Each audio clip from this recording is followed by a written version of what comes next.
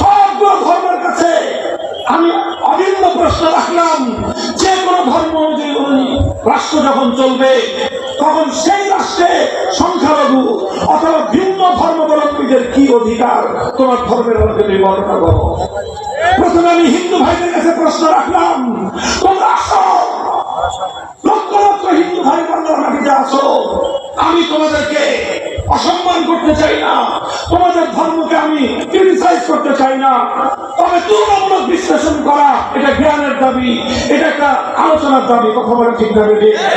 আমি সেই আলোচনার জায়গা থেকে হিন্দু ভাইদেরকে বললাম, তোমাদের ধর্মগ্রন্থের রেফারেন্স দিয়ে প্রমাণ করো তোমরা একটা হিন্দু ধর্ম অনুযায়ী রাষ্ট্র পরিচালিত হলে সেই রাষ্ট্রে মুসলমানরা কি কি অধিকার পাবে বলো।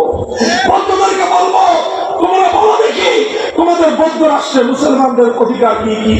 খ্রিস্টান রাষ্ট্রের কাছে প্রশ্ন করব, খ্রিস্ট রাজ্য যদি পরিচালিত হয় সেই রাজ্যে মুসলমানদের অধিকার কি কি। তোমরা তোমাদের ধর্মগ্রন্থের রেফারেন্সে বলো।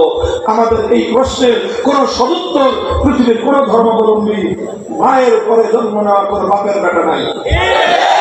সবগুলো ধর্মের কাছে আমি অভিন্ন প্রশ্ন রাখলাম, যে কোনো ধর্ম অনুযায়ী রাষ্ট্র যখন চলবে তখন সেই রাষ্ট্রে সংখ্যালঘু অথবা ভিন্ন ধর্মাবলম্বীদের কি অধিকার, তোমার ধর্মের মধ্যে বর্ণনা করো।